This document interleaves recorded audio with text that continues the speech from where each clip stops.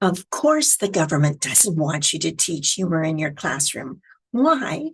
Because humor promotes creativity and independent thinking. What government wants that in the classroom? Come on. They just want you all and us all to be following the line, right? So I want you to do your subversive best and start teaching humor in your classroom. And I'll help you in this video how to get started teaching. If you're ready, let's go. Why do you want to teach humor? Well, I mentioned a couple of reasons, but here's some more. If you are giving a test and you actually ask the kids questions they think are humorous, they do better on their results. I don't know why, but it's been proven by somebody who had more time than I did to figure that out. Okay, so that's number one. The second one, you remember things better if it was taught with humor or you heard something with humor. I was playing Trivial Pursuit with the family.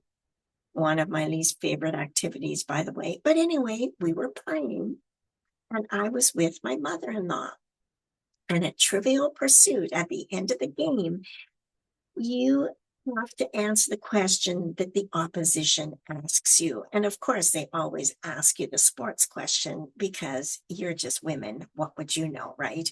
So the question was, who was the Olympic three-time medalist, gold medalist from Norway? I had no clue. I'm muttering to myself, my mother-in-law. She jumps up laughing and clapping. She said, Sonia Henny. For whatever reason, she remembered Sonia Henny. We won.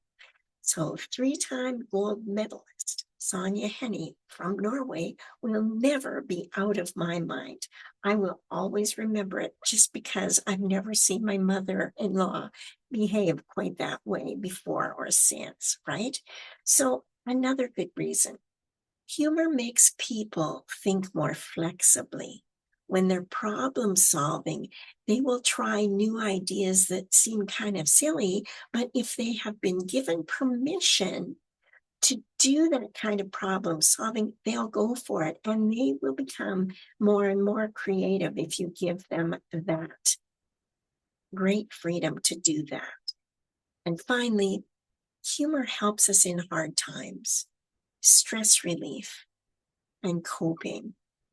You know, if times are really bad and there's a joke, it's great. Now, who should you teach in your classroom to be funny?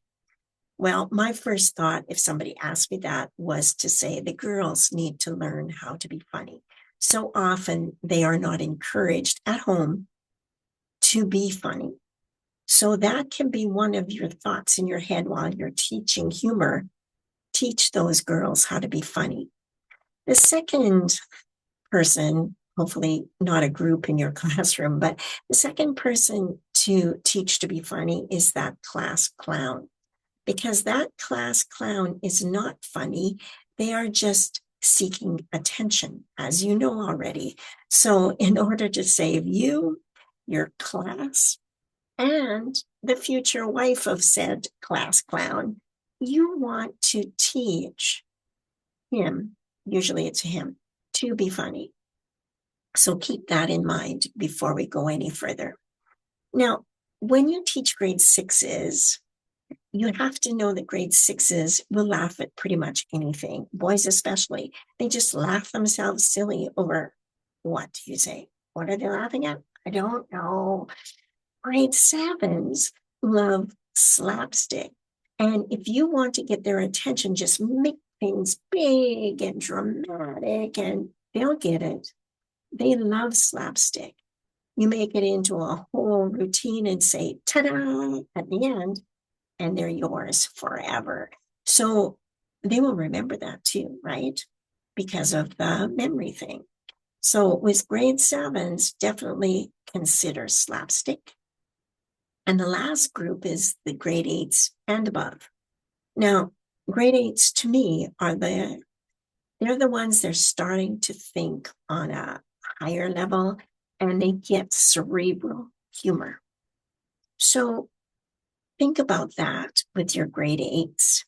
Now, just a word of caution, some classes aren't ready for humor lessons or whatever. You just have to figure out who's ready and when. Sometimes it's grade 7s at the end of the year. Sometimes it's grade 8s at the end of the year. It just depends on class dynamics. And it's class dynamics, who's in that class, more than their intelligence. And it's just how they're working together. So keep that in mind before you start this. And I had a few classes that just weren't ready to get into the humor thing. It can just be something you did once, and wait till the end of the year and try something in June when you have some time to do something. At the end of the year, that's fun.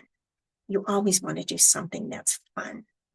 If you would like to get all of my humor lessons written out, ready to go for you, please check out underneath this video, and I will gladly send them to you for free, for sure. And before I go, I want you to share with me my humor rules. Here they are, the humor rules that I came up with for myself. Don't be funnier than the principal. For whatever reason, they don't like that. Some laughter is nervous. The kids get really flustered by some things, and their reaction is to laugh. So just let that go if you come across nervous laughter in your classroom. Make sure you laugh with your kids, not at them, with them. Please tell your students when they're funny. It's really important that you reinforce the rules that you live by for humor, and maybe the kids have told you about humor, and tell them when they're funny. They appreciate it. They really do. And the last one, I will bend this camera so you can see. Have fun every day. Have a great year teaching. Hang in there with humor.